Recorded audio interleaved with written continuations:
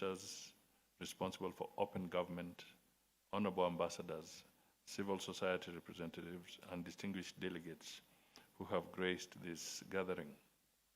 I also appreciate our development partners, fellow steering committee members and representatives from the Open Government Partnership Secretariat. Your presence here highlights the significance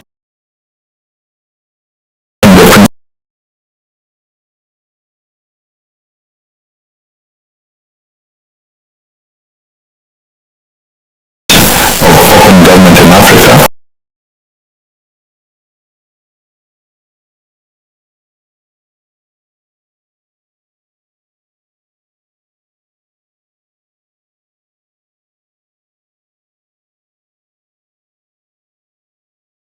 Reflect on the unprecedented uncertainties and vulnerabilities that are likely to constrain our journey to shared prosperity. Democracy is under pressure, and emerging threats including climate change, generative artificial intelligence, and escalating conflicts are reshaping the global landscape. The challenges facing Africa are compounded by rising unemployment, geopolitical tensions, democratic backsliding across Africa. These factors have fueled grievances among our youthful population, leading to street protests demanding greater accountability from their leaders. Yet even during these challenging times, the Open Government Partnership remains resilient.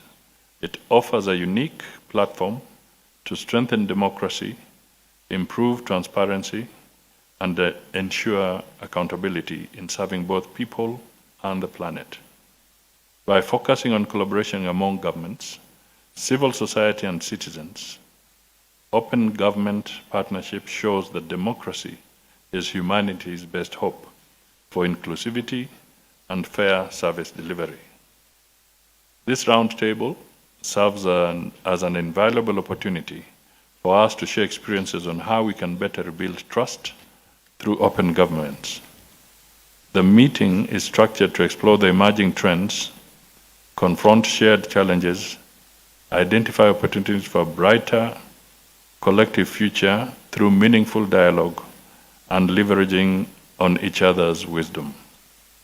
I believe that the outcomes of our dialogue will deepen democracy and raise awareness on how much we can do to effectively meet the aspirations of our citizens. Let us engage openly and candidly during these discussions in the spirit of the Chatham House rules. Our Kenyan delegation looks forward to sharing its journey in building a robust, inclusive, multi-stakeholder forum, expanding civic space, and resolving crisis through trust. We also eagerly look forward to learning from your insights on navigating resilience in open government initiatives. I therefore wish you fruitful deliberations and look forward to the outcomes of the meeting.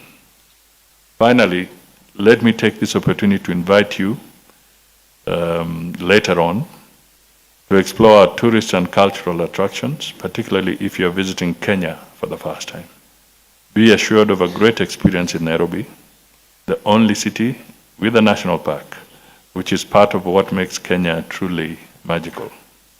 Your Excellencies, distinguished delegates, ladies and gentlemen, it is now my singular pleasure to declare this roundtable officially open.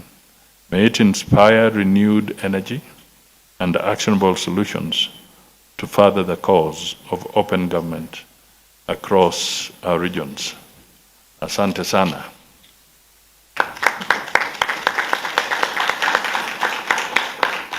So maybe if you will allow, I'll just try and pick two issues or three that I think would be very, very critical for conversation. In Kenya, the whole issue of being open is now a constitutional requirement. We cannot undertake any piece of legislation. We cannot push any policy position. We cannot even take up a development program without public participation. So there's no way any public institution, and indeed even the private sector, can just wake up and ambush a region or ambush a community with a program, with a project. It's not allowed. Our constitution is very specific that you must have public participation, which means you must talk to the people, you must engage, you must disclose what you intend to do, and you must allow them to have an input and a say in what you intend to do. Now, that has also come with its own challenges. And this is perhaps where I want to pitch, so that as we reflect on some of these things, we can also try and see how to balance development, which you might call accelerated development, while at the same time making sure that your citizenry are part and parcel of that process. Let me give you a very specific example, because I'm grappling with it as we speak. In government, we have the Department of Parliamentary Affairs. That is part of our structure, and it falls within my docket as the Prime Cabinet Secretary. Now I'm not talking about my role as Foreign Affairs, but as Prime Cabinet Secretary. Now, one of the things that we have scoped and mapped out is that to effect a robust reform agenda, each ministry was asked to give its priorities, especially the legislative agenda. And we have a record of over 700 pieces of legislation that require either amendment or require fresh legislation. 700. That means even if you have the most efficient parliament or county assembly, you have to figure out how fast or how long it would take for them to do 700 pieces of legislation. And we have seen situations where if you have not had public participation, that legislation is declared unconstitutional and it's thrown out by our courts, and it has happened. Okay? So we have learned the bitter way through practical motions and examples. So everybody now must make sure that you're doing public participation. Otherwise, the courts will declare that law unconstitutional until you have gone through that motion. But here is the catch. We also asked the ministries, just give us an estimate. What would it cost you to go through the process and have your public participation? Because the government itself, the originating ministry or department, is required to undertake public participation, whether it is stakeholder engagement or whatever it is, whatever semantics you may use, but it is public participation, perhaps to develop the policy. Then you go through public participation to develop the piece of legislation. Then you submit it to Parliament, and Parliament again is mandated but also obligated to do public participation. Then after you've done the piece of legislation, there are statutory instruments, that is the subsidiary legislation. Then to do the subsidiary legislation, you must again do public participation. So I told them, just tell us, what do you think it would cost? According to this, by rule of thumb, the lowest process that came up was it would cost 10 million shillings to go through a public participation. There are others, some kind of bills whose nature requires you to do even more in terms of public participation. And the departments were giving us figures of 50 million to 100 million to go through the full hog. 700 pieces of legislation multiplied by 10 million alone at the lowest is about 7 billion shillings.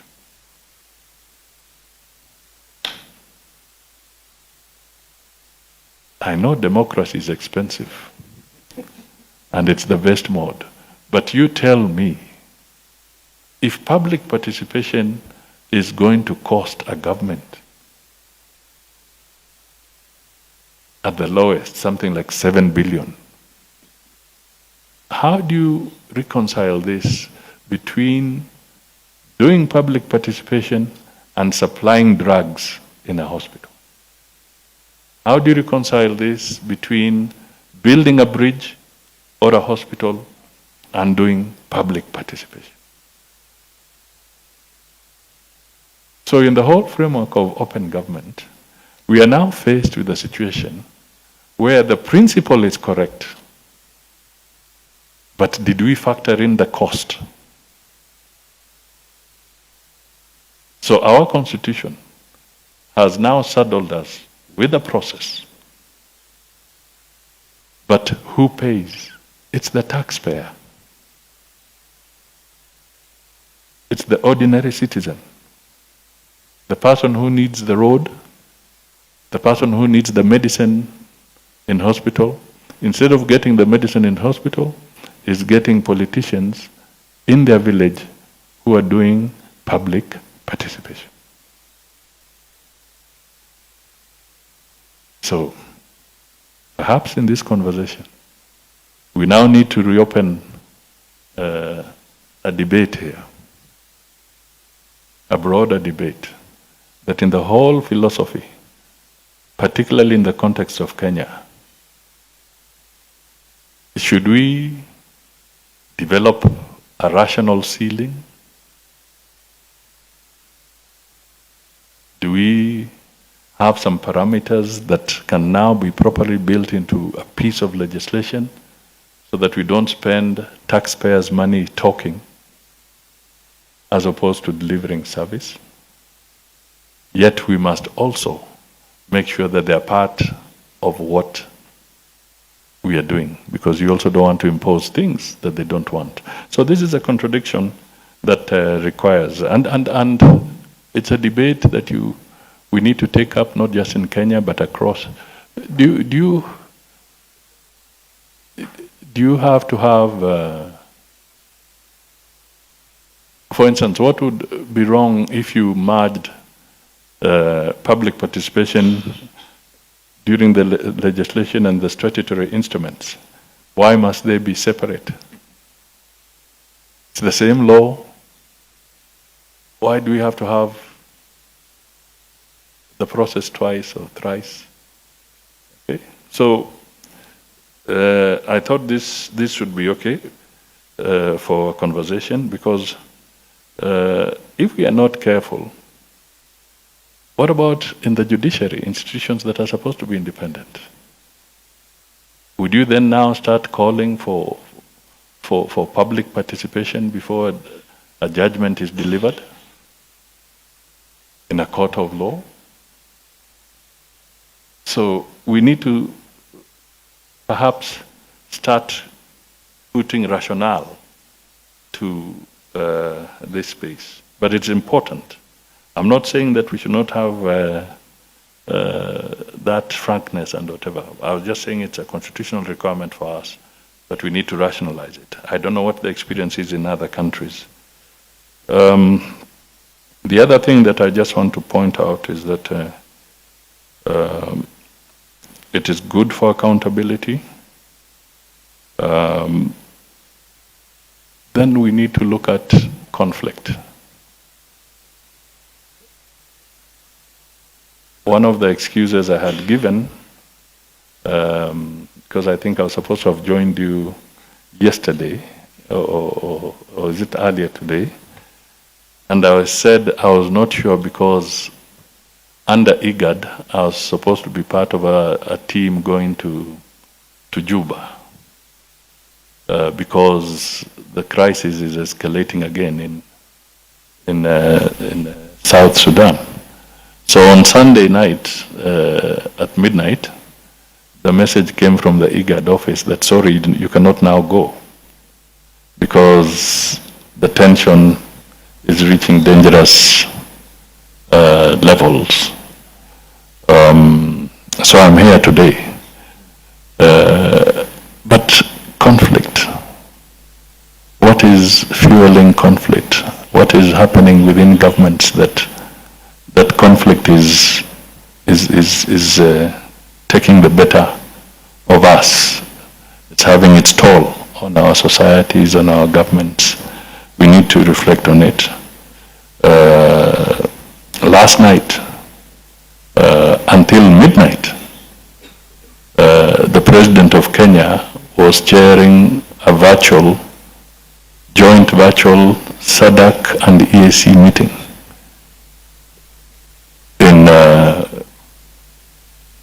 with the SADC heads of state and the East African Community heads of state. Why were they sitting and chairing a virtual meeting until midnight? Because conflict is consuming us. Conflict is consuming us. How do you explain heads of state of two important regional blocs, the East African Community and SADC, sitting until midnight, not to plan budgets, not to plan how to enhance free trade in the two economic regional blocs, not to plan how the Africa continental free trade will move, but sitting until midnight to try and resolve conflict. So, as we speak about open government again, we then need to ponder what more can be done within the framework of this conversation, so that we spend time and resources doing the right things, doing the more practical things for the better. And I'm not saying abating conflict is a bad thing. No, it's a good thing. But should we have been there in the first place? That's the question. Should we be putting ourselves, when we look at the Horn of Africa, the challenges, I don't have to, it's in the public domain. We are all seeing the conflict around us. The same holds for even other areas. We know the disruptions of the war in Europe and the war in the Middle East and the impact it's having on our economies. Supply chains have been disrupted and so forth. We also know that policies in the international arena are completely being overhauled. In loose terms, I would say that there's an earthquake that has taken place, and the tremors are beginning to go far and wide in all this. But Open government will enable us to share experiences. Open government will help us to put more pressure on the leadership in our countries and our societies so that they can hopefully be better as we move forward. So I thought I'd leave you with those two issues so that in your conversation you can help us perhaps find more reasonable ways forward. So that's it. That's it. Thank you. And I will not speak again. Thank you. Thank you so much, Your Excellency. As you've seen, His Excellency is always thinking about these issues, and I think you've challenged us a little bit around the cost of democracy, as much as there's an imperative, but what are the realities? And maybe, Your Excellency, as you also continue to champion technology, this is where we start to think about how can technology actually help this. And I think in the room, the examples where technology has helped in public participation. And maybe we can double down on how we ensure that technology can help us in that particular piece, especially the sort of the positive side of generative artificial intelligence. The second part, of course, is this, and this is something we need to think about, Aiden, and I'm sure that the community here will start to think about, is yes, you could have these enclaves of peace and then have national action plans.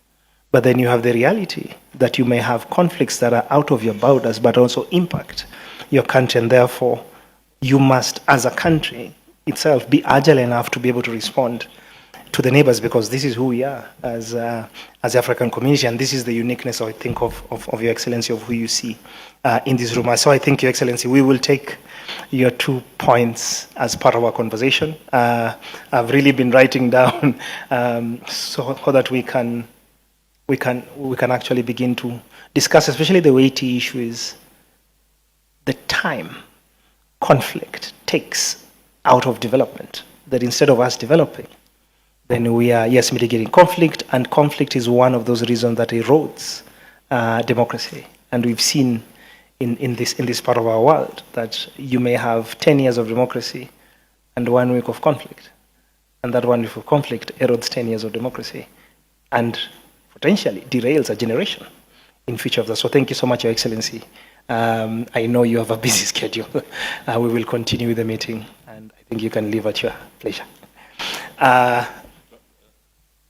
I don't know if just some quick introduction of, and then I can connect. So we have a list of speakers in this interactive session. Ministers, Excellencies, Ambassadors, you were prepped for this session, and the session was, I think, aptly framed by His Excellency, the Prime Cabinet Secretary. And I think, without even knowing, you've actually set the scene in the context of how are countries experiencing open government in their own way? What approaches are they having in terms of raising, for example, high-level political engagement? And you mentioned in this particular context that heads of state have been sitting and really engaged in assuring democracy and peace and security. But also the other part that I think you raised around the cost of democracy, I think it also speaks to resiliency of democracy, because then how do you have resiliency when the cost is high? And so I think part of the second question that the Excellencies had been sort of briefed is how do we strengthen OGP resiliency? And then the third part is that how do we encourage ambitious commitments? Because the commitments we have, yes, are there, but you realize the challenge, and you mentioned kind of some of these challenges. The challenges are increasingly becoming bigger and greater. So it means we also need to raise our ambition in terms of commitments. And so without further ado, and maybe this could be the interaction piece, is we have a list of speakers. So I think we will begin with His Excellency Mathias Traore, Minister of Public Service for Labour and Social Protection for Burkina Faso. The floor is yours, Your Excellency. So just to know them, that's, if I may have to leave, but I just wanted to know who is who. Okay. My apologies.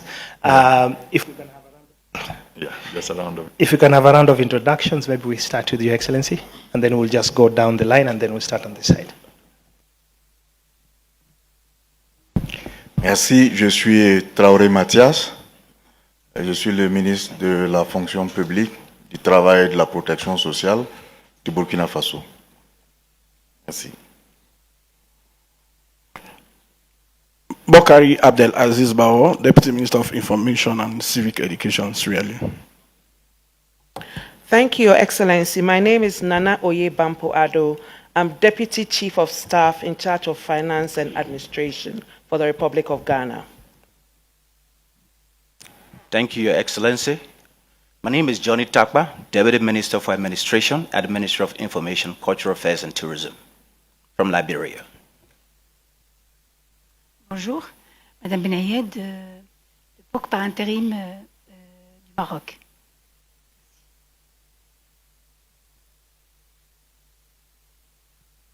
Bonjour monsieur, je suis Chantal Angua, conseiller technique du ministre du Commerce et de l'Industrie, qui est le point focal, et moi-même je suis le point de contact au GP Côte d'Ivoire.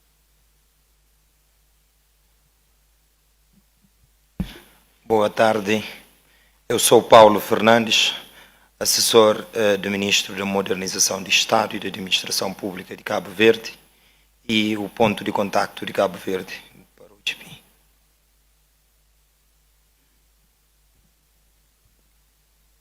Good afternoon, Your Excellency. I'm Dr. Janet Banda. I'm the Deputy Secretary to the President and Cabinet in Malawi. I'm also the chairperson of the steering committee, OGB steering committee in Malawi. Thank you.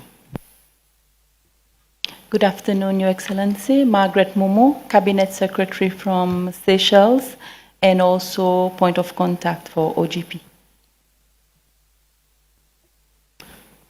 Bonjour, c'est Dr. Alassane Gueye, directeur de la promotion de la bonne gouvernance au Sénégal, au ministère de la Justice. Bonjour, c'est Dr. Alassane Gueye, directeur de la promotion de la bonne gouvernance au Sénégal, au ministère de la Justice.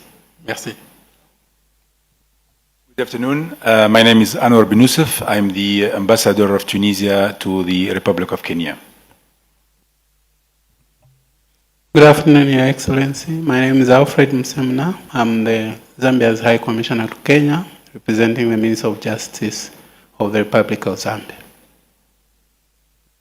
Thank you so much. Okay. Thank you, and I wish you all the best. Thank you.